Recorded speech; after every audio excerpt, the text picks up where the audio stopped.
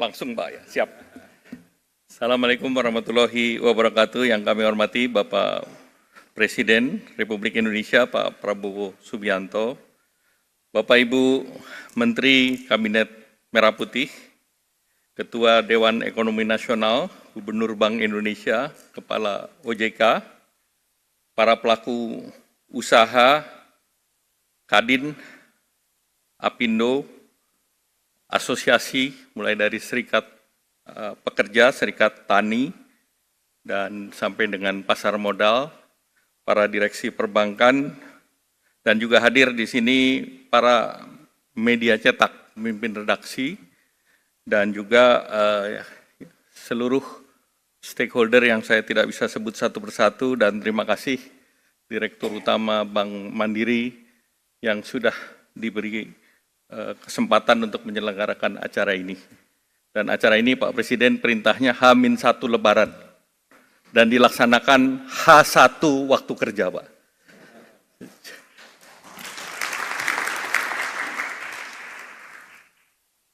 Pertama, izinkan kami mohon maaf lahir dan batin dalam rangka Hari Raya Idul Fitri. Dan kedua, sesuai arahan Bapak Presiden, kami ingin menyampaikan terkait dengan kondisi makroekonomi. Kalau kita lihat secara pertumbuhan ekonomi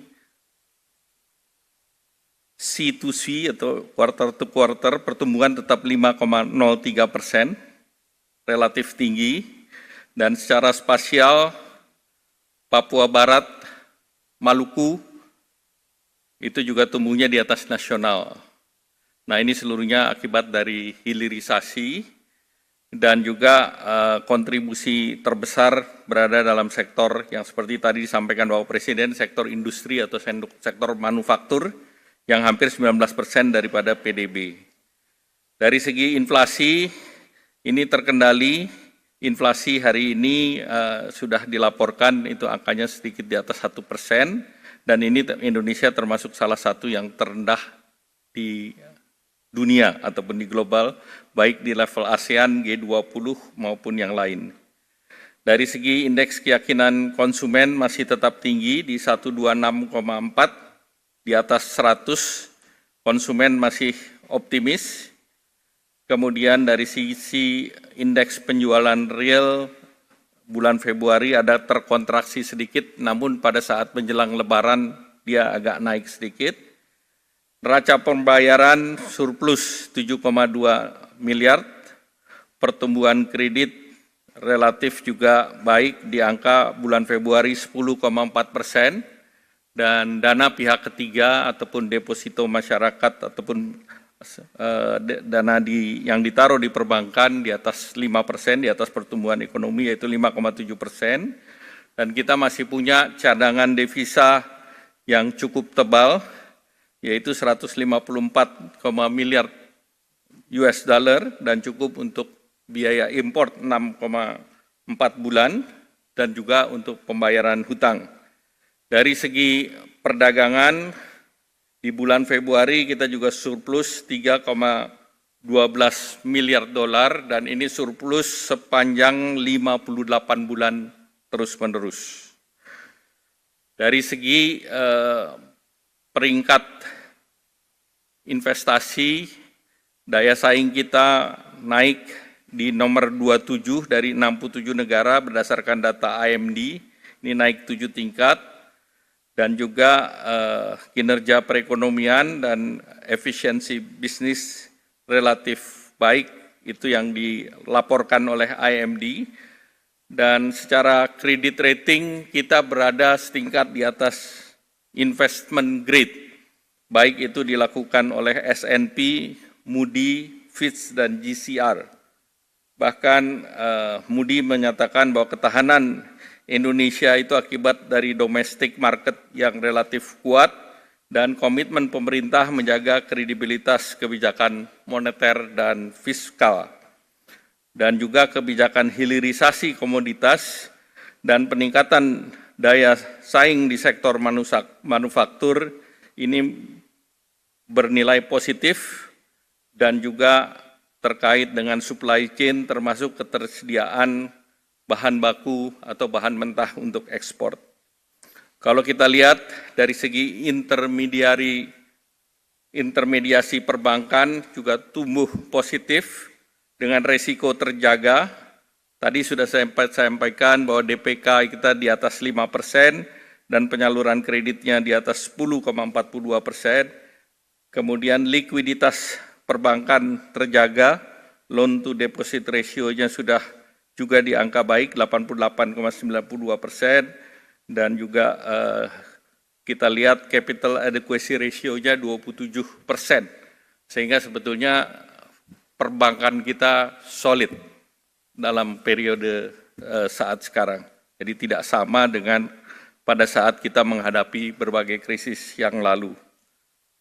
Kemudian kalau kita lihat belanja saat Ramadan, itu kelihatan naik di angka 248,1. Jadi Natal, Tahun Baru, dan Ramadan membantu daya ungkit daripada konsumsi kita. Nah, tentu dunia sedang tidak baik-baik saja. Kita lihat indikator pasar keuangan masih berfluktuasi, IHSG masih negatif, tadi pagi negatif namun sudah berada pada tren positif, sudah naik. Nilai tukar rupiah juga relatif terjaga, walaupun ada pelemahan, tetapi kalau kita bandingkan negara lain seperti Jepang, pelemahannya itu sampai 50%. Demikian pula beberapa negara lain, bahkan Amerika menggugat pelemahan currency itu sebagai currency manipulator. Jadi itu dimasukkan sebagai bagian daripada non-tarif barrier. Kemudian kalau kita lihat yield treasury kita juga relatif bagus, kemudian juga obligasi dan juga yang terkait dengan cadangan devisa relatif tetap sama. Nah, kemudian terjadi pengumuman penetapan tarif oleh Presiden Amerika, Trump 2.0. Kita melihat bahwa economic uncertainty-nya langsung melonjak, yang tertinggi. Nah, ini akibat kebijakan tersebut.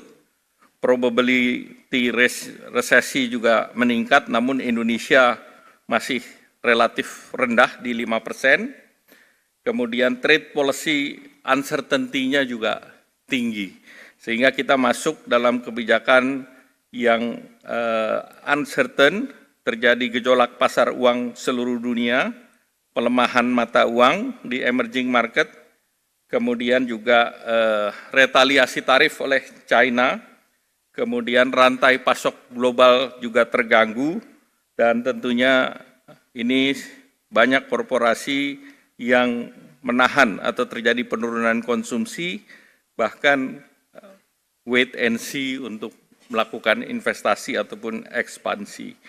Kalau kita lihat berbagai komoditas strategis itu mengalami penurunan, baik itu crude oil maupun palm oil, dan rata-rata pertumbuhan dunia juga relatif turun di angka 2,7, baik Amerika, Eropa, China, Brasil, India, pertumbuhannya seluruhnya relatif rendah, hanya India yang diproyeksi menjadi 6%, namun dengan adanya trade policy Trump ini diperkirakan ada koreksi sekitar 0,5%. Nah, kalau kita lihat ASEAN, ini ASEAN itu sebetulnya negara klaster nomor 2 tertinggi memberikan defisit ke Amerika. Kalau kita dijadikan satu, ini hanya sedikit di bawah China. Nah, tentu dikontribusikan oleh Vietnam yang 129,4, kemudian juga Thailand 48 billion, Malaysia 26 dan Indonesia 19,3. Nah, 4 negara ASEAN ini masuk dalam 15 negara yang mengakibatkan defisit di Amerika. Oleh karena itu, kemarin Bapak Presiden ke Kuala Lumpur juga untuk menyatukan langkah ASEAN, karena ini adalah langkah yang strategis yang diambil oleh ASEAN, dan tarif negara ASEAN rata-rata tinggi. Tarif yang tinggi ini adalah tarif yang merupakan kompetitor Indonesia, yaitu Vietnam, Thailand. Malaysia lebih rendah, Kamboja lebih tinggi, kemudian Singapura yang terendah sebesar 10%. Nah, akibat daripada Trump 2.0 ini beberapa komoditas turun. Jadi kalau kita lihat crude oil turun hampir 30%, Brent juga turun 28%, sehingga angkanya di angka 60-an, batu bara turun ke 24% ke angka 97%, satu-satunya yang naik ini adalah emas. Jadi Pak Presiden melaunching bullion tepat waktu, karena ini menjadi komoditas yang recession proof. Safe haven itu ada dua, dolar dan emas, dan kita punya emas. Jadi kita punya daya tahan yang kuat. Kemudian kedelai turun, gandum turun, CPO turun, dan harga beras turun. Jadi seluruh komoditas turun, artinya demand ini akan menahan, dan berdasarkan ini kita harus hati-hati terhadap kemungkinan resesi dunia. Nah, kemudian respons global itu China retaliasi.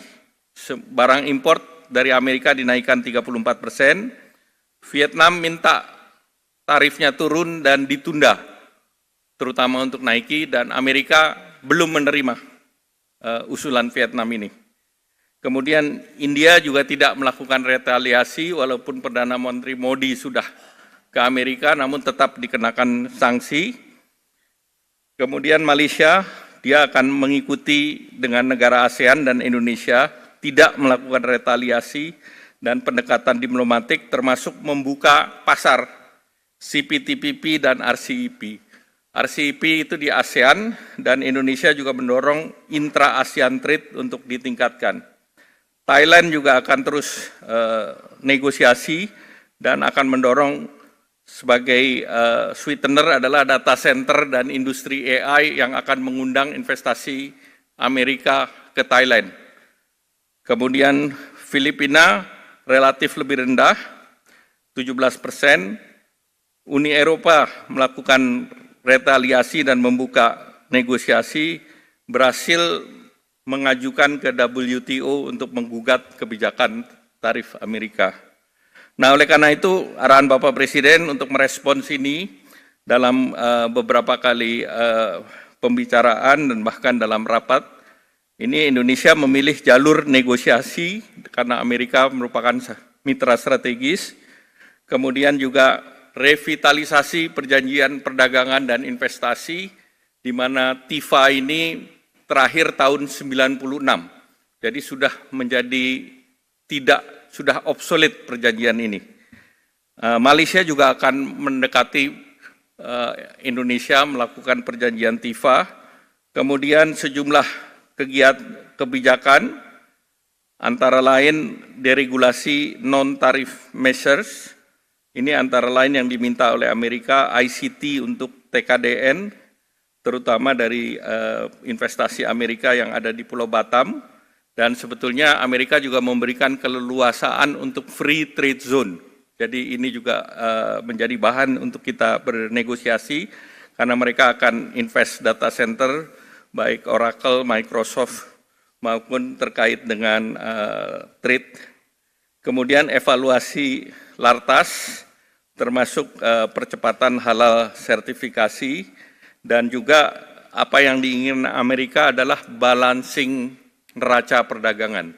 Jadi Vietnam yang minta untuk menolkan tidak direspons karena mereka tidak melakukan komitmen untuk membalans neraca. Tetapi arahan Pak Presiden, Pak Prabowo, bahwa kita akan meningkatkan produk dari Amerika, terutama juga produk agriculture yang kita tidak punya, seperti soybean dan wheat dari negara penghasil agriculture, yang kebetulan daerah ini adalah daerah konstituennya Republikan.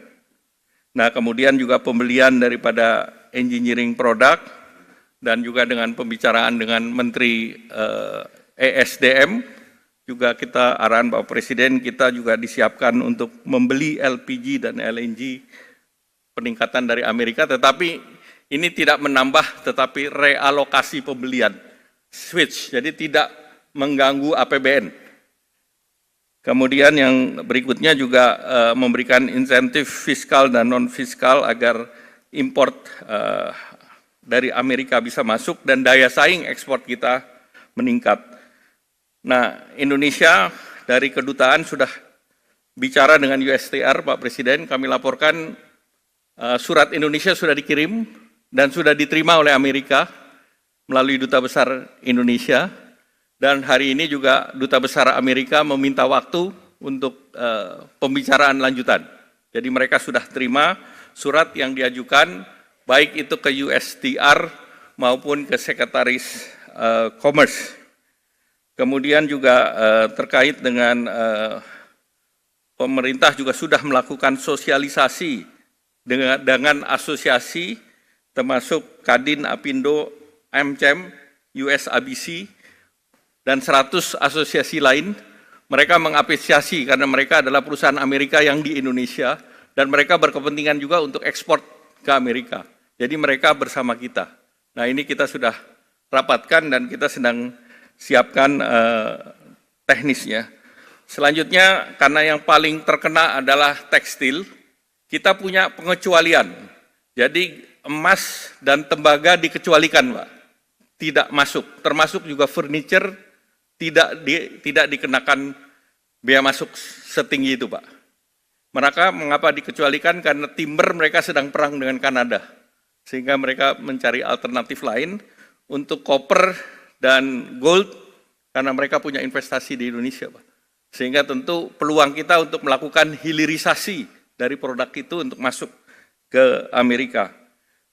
Khusus untuk pakaian alas kaki, bagi Amerika ini bukan termasuk yang strategis, jadi ini bisa dinegosiasikan. Kemarin Nike dan beberapa perusahaan minta untuk Zoom langsung, Pak, dengan kami. Jadi ini kita akan respons. Dan kalau kita lihat dari negara pesaing kita, China, Vietnam, Kamboja, Bangladesh, tarifnya lebih tinggi dari kita. Jadi ini malah ada kesempatan kita untuk mereplace mereka. Demikian pula untuk di sepatu, kita lebih rendah tarifnya daripada RRT dan Vietnam. Nah, tentu dengan offer ini mudah-mudahan kita bisa lebih rendah, sehingga ini adalah peluang yang untuk kita kerjakan, dan kita harus cepat meningkatkan kapasitas dan efisiensi. Nah, produk kita rata-rata harga jual sepatu itu 15-20 dolar, sehingga bea masuknya itu 6 dolar, padahal harga beli di sana 70-80 dolar, Pak. Jadi dampaknya tidak sebesar 30%. Nah, baju pun demikian, Pak. Kita 20-25 dolar, bahkan itu Gap maupun yang lain. Nah, dijualnya di sana 80-100 dolar juga. Jadi dampaknya mungkin tidak seberat yang kita pikirkan. Dan berikutnya, ekspor kita ke Amerika itu hanya 2,2% dari kita punya PDB, Pak. Slide berikut. Berbeda dengan Vietnam. 33% PDB mereka tergantung daripada ekspor. Sehingga dengan demikian kita bisa menahan akibat terhadap perekonomian kita. Jadi Amerika bukan satu-satunya market yang membuat kita susah. Kita bisa antisipasi ini, Pak Presiden. Nah, top ekspor kita adalah China 60 miliar, Amerika 26 miliar, dan India 20 miliar. Nah, tentu kita bisa membuka market lain di luar Amerika. Nah, jangka pendek, daya beli yang kita sudah lakukan adalah dengan program Bansos, kemudian THR, Bapak Presiden tadi sudah sampaikan, stimulan Ramadan ini sudah jalan, kemudian juga terkait dengan stabilisasi harga pangan, tadi Bapak Presiden sudah sampaikan, dan stimulasi ekonomi, diskon tarif Januari, Februari. Nah, inflasi memang naik ke 1% di bulan Maret karena sudah tidak ada diskon di bulan Maret ini, dan juga terhadap PPN properti, electric vehicle, hybrid. Nah, ini juga disiapkan sehingga penjualan sebetulnya otomotif di bulan Februari itu ada kenaikan. Kemudian juga subsidi untuk motor listrik juga diberikan. Stimulus ekonomi terutama di sektor padat karya. Gaji yang sampai 10 juta PPh-nya ditanggung pemerintah. Sehingga tidak ada alasan bagi para pengusaha untuk melakukan pengurangan tenaga kerja. Karena ini pajaknya disubsidi oleh pemerintah. Sehingga kita bersama-sama dengan pengusaha untuk kita bertahan sambil mencari market baru di dalam situasi yang tidak pasti tersebut. Dan selanjutnya KUR juga kita siapkan 300 triliun termasuk untuk sektor padat karya. Nah ini sektor-sektor yang didukung oleh pemerintah, yaitu makan minum, tekstil, produk tekstil, kulit, furniture, ini tumbuhnya masih positif di atas untuk makanan minuman di atas pertumbuhan ekonomi 5,6%, tekstil masih 4,26%, kulit 6,83%, furniture masih di 2%. Nah kredit kita harapkan ini bisa dilaksanakan karena PMK-nya sudah terbit sehingga sesudah Lebaran sektor ini bisa diberikan plafon sesuai arahan Presiden. Ini adalah untuk pengusaha yang mayoritas UMKM ini Pak Presiden. Kreditnya 500 juta sampai 10 miliar, bunganya disubsidi pemerintah 5%. Jadi apapun banknya kalau kredit investasi 7-8 tahun, bunganya dari perbankan bisa 13-14, masyarakat menikmati dipotong Pak, jadi 8%. Nah ini yang diharapkan bisa memperkuat produktivitas sektor padat karya ini. Nah kemudian beberapa juga kebijakan sudah disampaikan Bapak Presiden, devisa hasil ekspor memang murni untuk memperkuat cadangan devisa kita, dan kalau ini full dilaksanakan, maka ini bisa mencapai di atas 100 billion, namun karena ini baru di bulan Maret kemarin, maka ini tentu angkanya lebih rendah dari itu. Demikian pula Bullion Bank yang sudah ada 2, memang masih perlu ada regulasi-regulasi tambahan di mana Bullion Bank ini penjualan atau peminjamannya tidak berbentuk gadai, tetapi ini sebagai deposito yang bisa dijaminkan.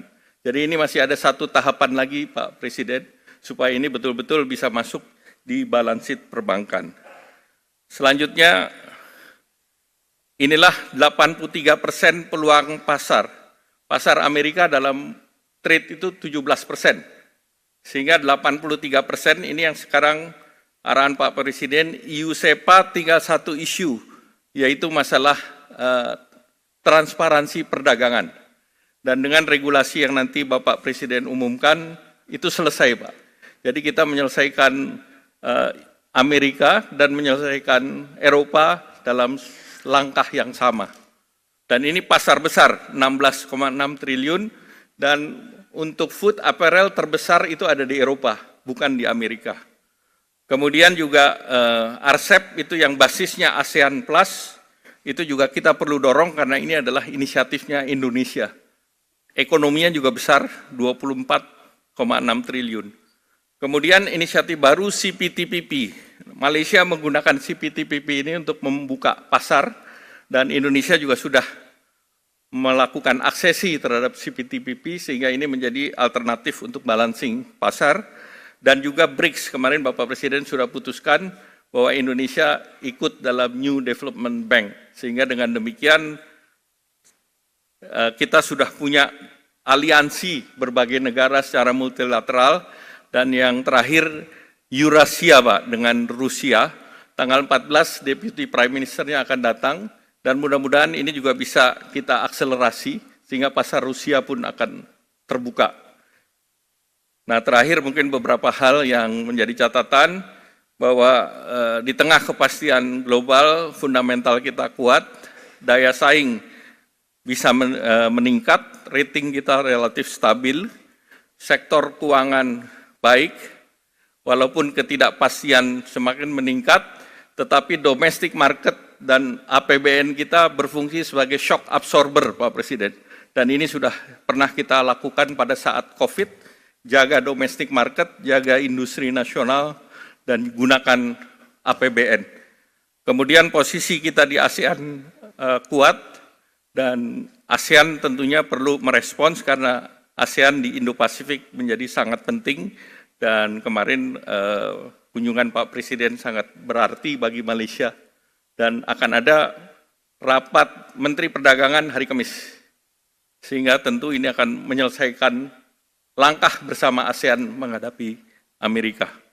Selanjutnya mungkin kami cukupkan. Sekian, terima kasih. Mohon arahan Pak Presiden. Wassalamualaikum warahmatullahi wabarakatuh.